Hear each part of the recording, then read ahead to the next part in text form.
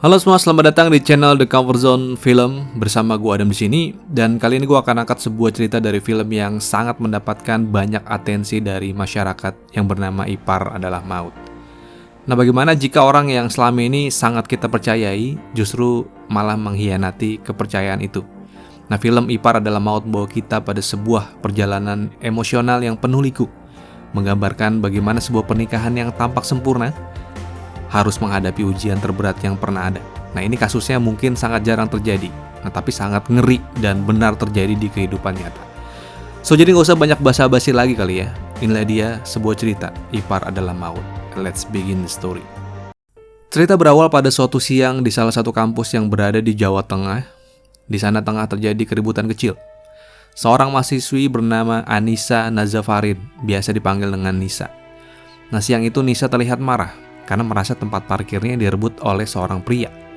Nah, namun pria ini mengatakan bahwa lahan parkir ini sebenarnya khusus untuk dosen bernama Junaidi Prawito. Nah, sementara Nisa hanyalah seorang mahasiswi. Nah, mengetahui hal itu, Nisa menjadi terlihat malu dan ia merasa bersalah. Nah, namun pria ini masih terlihat tenang dan malahan memberikan lahan parkir itu untuk Nisa, dan ia memilih untuk mencari tempat parkir lain demi untuk menghindari keributan. Nah, namun saat di dalam kelas, ternyata si Nisa ini menjadi kaget setelah ia melihat pria tadi ternyata adalah dosen pengganti dari dosen Junaidi yang tidak bisa hadir hari itu. Nah, kemudian ia memperkenalkan diri di depan seluruh mahasiswa. Rupanya pria ini bernama Aris Nazif Baihaqi, dosen muda lulusan S2 Denmark yang sudah cukup dikenal oleh beberapa kalangan mahasiswa.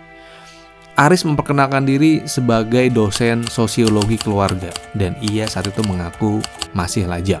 Nah, setelah selesai kelas, Nisa minta maaf sama Aris perihal perebutan lahan parkir.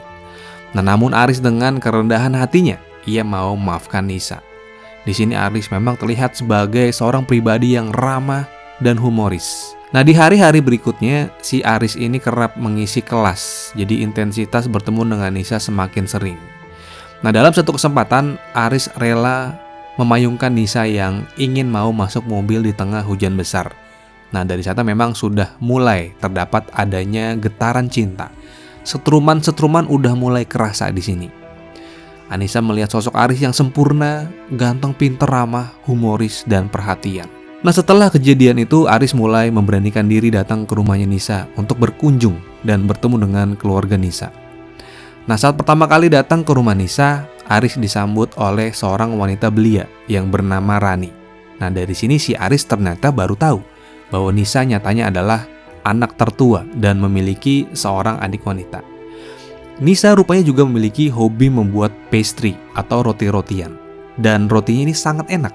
Bahkan Aris aja mendukung jika Nisa nanti mau menjalankan usaha untuk mengembangkan hobinya. Nah, rupanya bakat hebat Nisa didapat dari sang ibu yang dulu memang memiliki usaha catering. Nah, namun semenjak suaminya meninggal, usahanya terpaksa ditutup. Nah, hal itu membuat Nisa dan Rani menjadi anak yatim. Dan sang ibu membesarkan Nisa dan Rani seorang diri.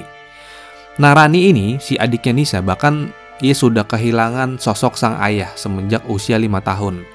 Karena pada saat ia usia 5 tahun, ayahnya sudah meninggal. Sehingga bisa dibilang ia ini sangat butuh banget figur seorang ayah yang bisa menjaga dan melindunginya. Nah, setelah mengunjungi rumah Nisa untuk pertama kali, nah dari situlah hubungan mereka terlihat menuju ke arah yang lebih serius. Nisa dan Aris ini memang kerap mengenalkan ke keluarga mereka masing-masing. Nah, sampai akhirnya Aris memutuskan untuk menyempurnakan separuh agama dengan menikahi Nisa. Dan pernikahan pun terjadi. Beberapa tahun kemudian, ya sekitaran 5 atau 6 tahunan lah. Nah, Nisa kini sudah tinggal bersama Aris di Semarang. Nah, setelah menikah, Nisa kini fokus menekuni usaha pastry yang dari dulu memang sudah ia impikan. Sementara Aris, ia masih mengajar menjadi dosen di kampus yang sama. Jadi mereka berdua juga sudah dikaruniai oleh seorang putri bernama Raya. Nah, namun siapa sangka, keharmonisan keluarga mereka sudah dinanti cobaan berat di depan. Setelah saat itu Nisa mendapatkan telepon dari ibunya. Ibu rupanya khawatir sama Rani, sama si adiknya Nisa, yang kini juga Rani rupanya akan berkuliah di Semarang, kampus tempat Nisa kuliah dulu. Nah, karena saat ini Rani diceritakan sudah lulus sekolah tingkat atas. Nah, kebetulan dia diterima di universitas yang sama seperti Nisa dulu.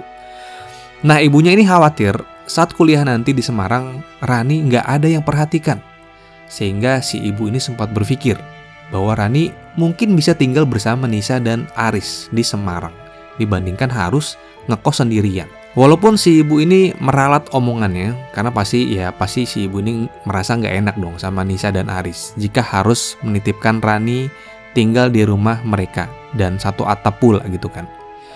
Nah, namun pada malam harinya selepas mengajar, Nisa bercerita nih kepada Aris yang udah pulang ya. Jadi si Nisa ini membahas mengenai telepon dari ibunya tadi siang. Nah, Nisa ini rupanya juga merasa khawatir. Jadi ia juga memiliki kekhawatiran yang sama dengan sang ibu terhadap Rani. Dan Nisa juga rupanya ingin meringankan beban pikiran si ibu. Sehingga Nisa saat itu akhirnya ia meminta izin kepada Aris, kepada suaminya, untuk bisa memberikan restu biar Rani ini tinggal sama mereka semua. Walaupun Nisa ini sebenarnya juga belum kebayang bagaimana jika ada orang lain tinggal bersama mereka. Nah, namun si Aris ini merasa, ya Rani itu bukan orang lain. Dia adalah adiknya Nisa yang memang harus dibantu, kata si Aris gitu. Aris juga merasa Rani adalah adiknya Aris juga. Nah, walaupun malam itu Nisa tidak begitu yakin lah dengan keputusannya, apakah keputusan ini sudah benar atau tidak. Nah, namun Aris sebagai seorang suami yang bijaksana meyakinkan bahwa keputusan Nisa ini tidak pernah ia ragukan. Apalagi Rani dan Raya atau si anaknya Nisa dan Aris ini sangat akrab dengan Rani gitu ya. Nah, setelah mendapatkan restu, Aris dan Nisa menjemput Rani di Salatiga. Nah, namun Rani yang dulu berbeda dengan yang sekarang. Pertama kali bertemu dengan Rani mungkin ia masih belia. Nah, tapi sekarang ia sudah menjadi wanita cantik dan udah mateng. Nah, sebelum pergi, si ibu ini memberikan nasihat kepada Rani agar jangan macem-macem lo di sana ya, kata si ibunya kira-kira seperti itu. Nah, setelah menempuh perjalanan sekitar 1 jam, akhirnya mereka sampai di rumah. Nah, Rani saat itu sudah disediakan kamar yang bagus. Bahkan ada kamar mandi pribadi, ranjang yang empuk juga di sini. Nah, berapa waktu kemudian pada saat hari pertama masuk kuliah, tepatnya saat masih ospek. Nah, karena Rani ini berkuliah di tempat Aris mengajar juga, si Nisa mengizinkan Rani untuk selalu berangkat bareng sama Aris setiap hari. Nah, sebelum berangkat Nisa tidak lupa memberikan Rani sebuah gelang tasbih dengan harapan biar Rani ini selalu berzikir dan terjaga dalam lindungan yang maha kuasa. Sementara Aris dan Rani pergi ke kampus, Nisa melanjutkan usahanya, yakni mengembangkan bisnis toko pastry yang kini terlihat sudah cukup besar. Ia juga dibantu oleh sahabatnya dulu yang selama ia masih kuliah yang bernama Manda. Nah, setelah itu pada malam harinya Rani sempat melihat Aris sedang cuci piring. Nah, rupanya hal itu mengingatkan Rani sama ayahnya juga, yang ayahnya Rani, si almarhum ini, juga terkenal suka bersih-bersih seperti Aris. Jadi seolah-olah sosok Aris ini mengingatkan Rani dengan sosok ayah. Jadi memang Rani ini adalah wanita yang kurang figur seorang bapak. Nah, seolah-olah Aris ini bisa mengisi kekosongannya. Nah, hari mulai berlalu. Jadi selama Rani tinggal bersama kakaknya, memang kadang suka aja ada kejadian-kejadian yang canggung ya. Contohnya ya, jadi suatu malam Aris ini nggak sengaja melihat Rani keluar kamar tanpa jilbab. Jadi dia menggunakan pakaian gemes. Nah, Aris kaget. Jadi dia nggak biasa lihat yang kayak gitu-gitu. Nah, karena itu Aris sempat menceritakan hal itu kepada Nisa. Nah, besoknya si Nisa langsung menegur Rani secara halus saat perjalanan ke kampus. Nah, di kampus, Aris rupanya juga adalah dosen dari Rani. Jadi Aris ini memang sudah cukup populer sebagai dosen idola mahasiswi. Saat tengah beristirahat di kantin kampus, Rani rupanya sempat diganggu oleh pria bernama Yan.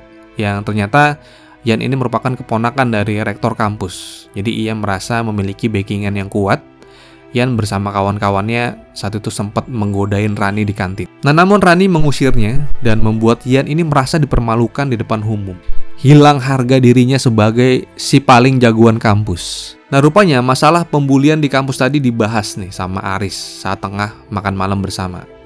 Jadi si Aris ini mengatakan ke Rani bahwa sebaiknya yaudah kamu tidak perlu khawatir. Jadi Aris berjanji ia mau melindungi Rani kalau kedepannya si Yan ini masih macem-macem. Nah, kata-kata Aris barusan membuat Rani ini merasa, oh nih Aris ini menjadi sosok pelindung bagi dirinya. Figur bapak dan figur kakak bisa diisi oleh sosok Aris. Nah, besok harinya kejadian canggung kembali lagi terjadi di rumah. Nah, rupanya saat Rani tengah mandi, rupanya shower kamar mandinya patah gagangnya. Rani saat itu sedang keramas dan ia belum sempat membilas rambutnya. Nah, karena rumah lagi kosong, Rani pindah ke kamar mandinya Raya untuk sekedar membilas rambut. Karena Raya juga belum pulang sekolah kan, masih kosong rumah. Nah, namun beberapa menit kemudian rupanya Aris tiba-tiba datang setelah menjemput Raya dari sekolah. Nah, setelah membaringkan Raya, rupanya Aris ini menjadi kaget banget melihat Rani yang tiba-tiba keluar dari kamar mandinya Raya, masih mengenakan anduknya.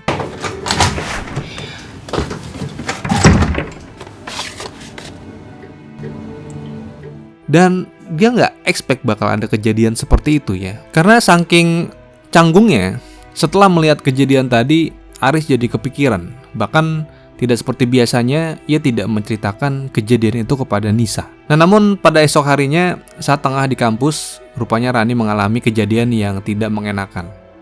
Ya, rupanya imbas dari keributan di kantin kampus tempo hari, ternyata membuat Ian ini menyimpan rasa dendam. Nah, kali ini Ian datang dengan membawa kawan-kawannya, jadi ia menunggu momen sepi dan berusaha untuk melecehkan Rani. Jadi di sana terlihat Rani dibawa secara paksa dan dimasukkan ke ruangan staf yang sedang kosong. Nah, di sana Ian mencoba untuk melecehkan Rani. Nah, untungnya Rani yang sempat berteriak, suaranya terdengar oleh Aris. Nah, Aris segera menyelamatkan Rani dan segera menghajar Ian dan kawan-kawan. Rani yang sangat shock segera pergi dari sana. Nah, Aris segera mengejar Rani yang masih kepanikan untuk berusaha membuatnya tenang. Nah, Aris segera membawa Rani masuk ke dalam mobil. Dan di sini memang terlihat Rani masih takut dan menangis di dalam mobil. Nah, Aris sebagai seorang kakak ipar yang baik berusaha menenangkannya dengan mencoba memeluknya demi memberikan rasa aman. Sambil berkata, ia berjanji akan melaporkan Ian atas kejadian itu. Nah, namun situasi di dalam mobil menjadi canggung ketika Rani tidak sengaja mencium bibir Aris. Nah, Aris menjadi salah tingkah, nggak fokus. Nah, demi menghormati Nisa, Aris meminta kejadian di dalam mobil itu untuk tidak lagi dibahas. Nah, sampai rumah, mereka disambut oleh Nisa yang menanyakan kondisi mereka. Kok bisa mereka berdua ini sampai basah-basahan? Nah, di sini Aris bercerita mengenai kejadian percobaan pelecehan yang dialami oleh Rani. Nah, Aris meminta Nisa untuk memberikan waktu ke Rani untuk ia menenangkan diri.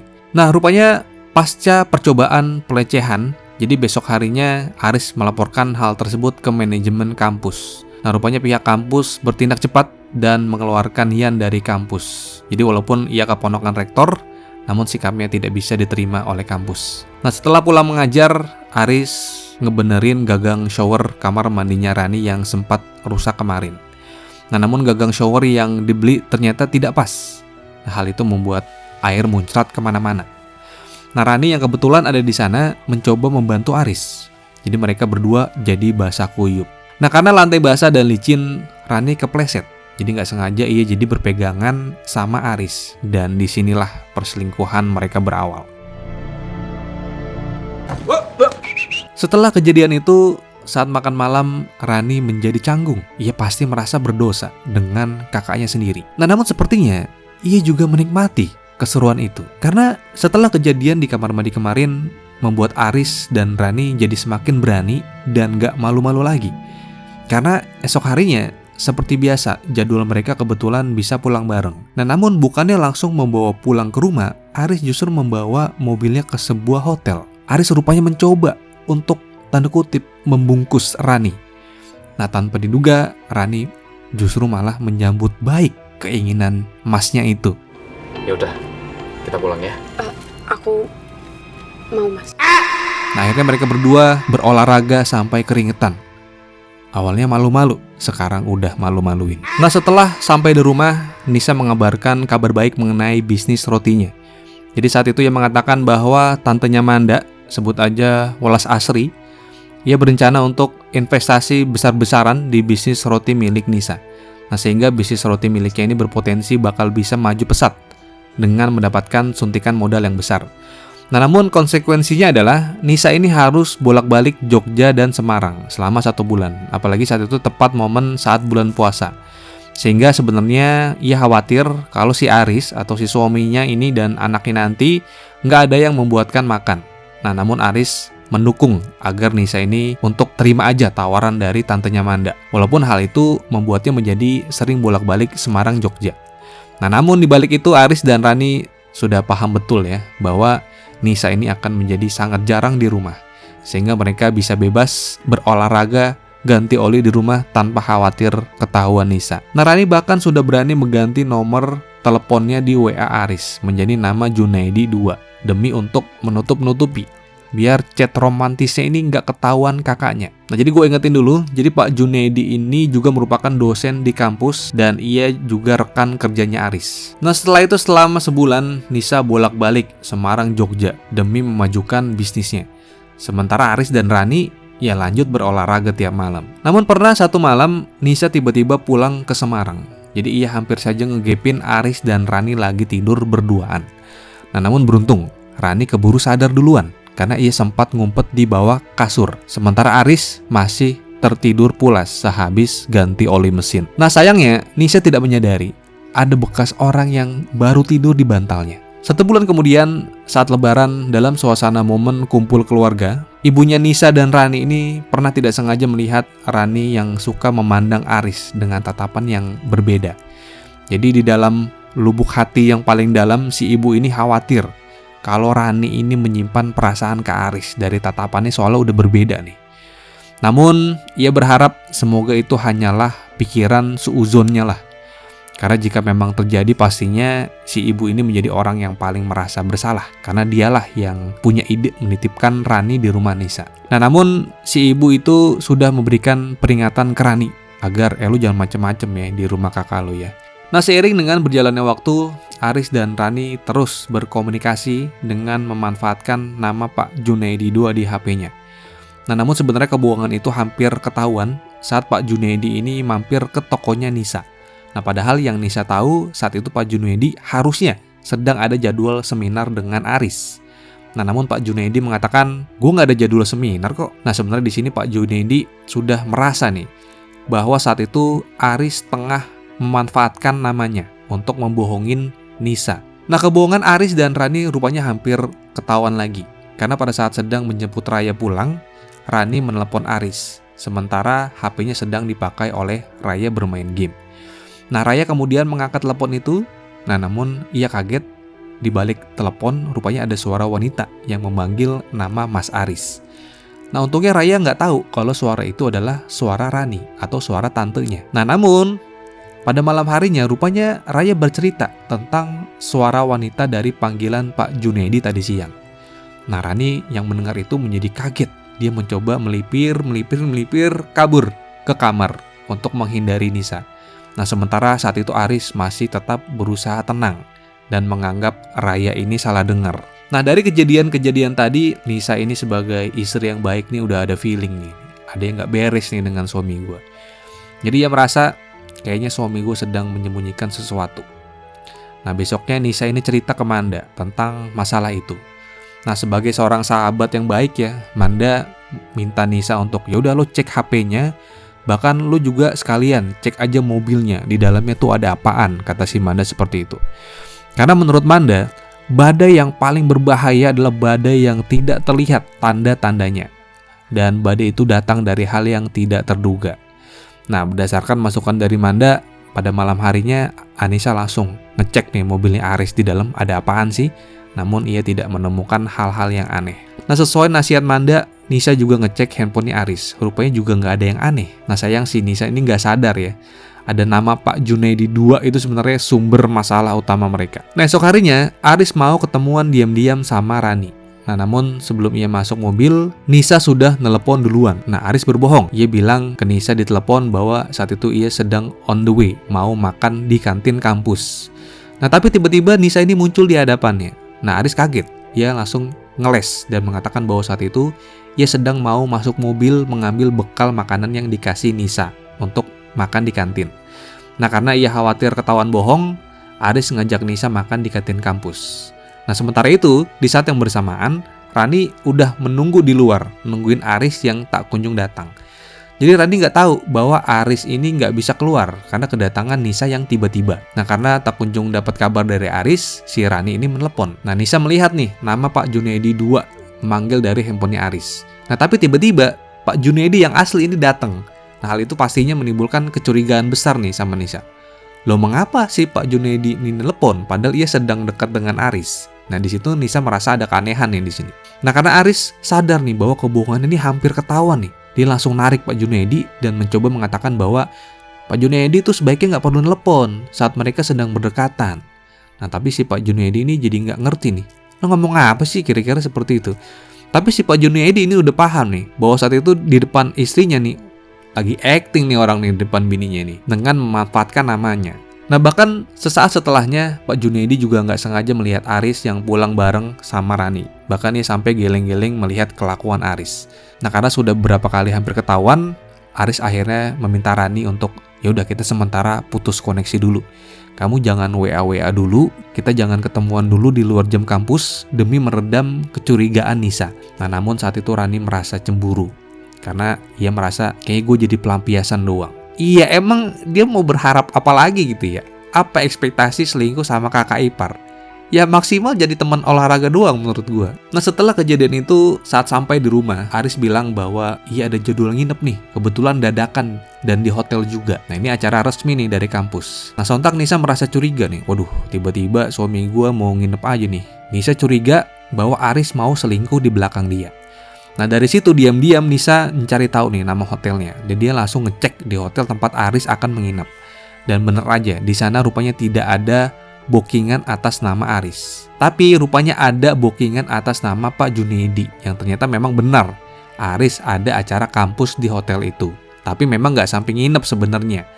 Nah karena Nisa udah keburu ngecek hotel, si Aris akhirnya dalam hati anjir, bini gue ngecekin sampai hotel sini. Berarti dia udah semakin curiga nih. Akhirnya di sini ia mengatakan, enggak kok aku nggak jadi nginep, katanya seperti itu. Nah padahal nih ya sebenarnya kalau Nisa ini nggak datang, Aris bisa aja lanjut nginep, ajak Rani ke sana. Nah tapi karena Nisa ini udah keburu datang, akhirnya si Aris ini kaget juga. Pasti nih di sini ya dengan kedatangan Nisa. Nah untuk meredam kecurigaan, Aris ini bercerita ke Nisa bahwa saat itu ia akan diangkat menjadi kepala bidang pendidikan yang baru di kampus.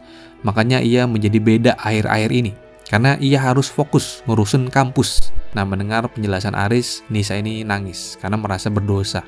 Dan suuzon nih sama Aris yang akhir-akhir ini menganggap Aris ini berbeda. Jadi saat ini Nisa minta maaf sama Aris atas kesuuzonannya. Nah padahal nih ya, pada malam harinya Aris lanjut olahraga sama Rani. Bahkan si Rani ini udah menjadi otak perselingkuhan. Karena Rani lah yang selama ini memberikan tips cara dan variasi skenario biar perselingkuhan mereka ini nggak ketahuan dengan hanya bermodalkan suka baca novel. Nah sampai akhirnya Pak Junaidi yang merasa dirinya ini selalu dimanfaatkan sama Aris ya untuk mendukung alibinya Aris, akhirnya ia mencoba speak up. Jadi pada siang itu Pak Junaidi berbicara serius ke Aris. Ia hanya mengatakan satu kalimat yang langsung menampar Aris. Jangan sampai ipar jadi mau. Nah mendengar perkataan itu, Aris merasa tertampar dengan omongannya Pak Junaidi. Nah namun perkataan dari Pak Junaidi belum bisa menyadarkan Aris. Karena beberapa hari setelahnya, Aris masih sibuk berolahraga dengan Rani. Nah namun siang itu ya, tidak seperti biasanya, Nisa kebetulan tidak bisa menjemput Raya di sekolah. Nah kemudian Nisa menelepon Aris untuk memintanya menjemput Raya di sekolah. Nah namun sudah berapa kali telepon, rupanya Aris selalu tidak aktif nih nomor teleponnya. Sehingga Nisa berinisiatif dia nelepon Rani, yang mungkin saat itu Nisa berpikir Rani bisa memberitahu Aris jika mereka mungkin sedang kebetulan berada di kampus atau berdekatan. Nah tanpa diduga, padahal saat itu ya, Aris lagi sama Rani di hotel. Jadi Rani langsung minta Aris nyalain telepon karena Nisa mencarinya. Nah setelah mendapatkan telepon dari Nisa, Aris mau bergegas pergi menjemput Raya. Nah namun Rani terlihat bete di sini ya, karena Aris mau pergi. Jadi ia merasa waktu kebersamaan mereka ini masih kurang. Dan ia juga merasa Aris selalu memprioritaskan Nisa ketimbang dirinya. Nah melihat Rani yang bete, Aris mencoba menghibur. Nah namun tanpa disadari, rupanya telepon dengan Nisa belum sempat ditutup. Sehingga Nisa tidak sengaja mendengar pembicaraan mereka berdua. Nah, betapa kagetnya Nisa mendengar Aris dan Rani bersenggama. Ia sempat merekam sebagai bukti. Ditambah ia harus mendengar suara Aris dan Rani yang sedang berolahraga di kamar mandi. Nah, sampai rumah Aris dan Nisa bertengkar hebat. Nisa merasa hancur. Dari sekian banyak wanita, kenapa Aris berselingkuh sama Rani, perempuan yang sedarah dengannya? Nisa memberikan hasil rekaman Aris dan Rani sambil kesal. Jadi seluruh perasaan ini udah campur aduk lah, kebayang tuh gimana perasaannya ya. Bukannya diam dan mengakui kesalahan, Aris malah mencoba membela diri. Justru ia malah menyalahkan Nisa, karena Nisa lah yang meminta Rani tinggal di rumah. Bisa-bisanya dia playing seperti itu ya, Riz. Mas Aris. Nisa ngamuk, seluruh barang rumah dihancur-hancurin berantakan. Lebih pedihnya lagi, saat Nisa bongkar kamar mereka, Nisa menemukan gelang buat zikir Rani ada di bawah kasur.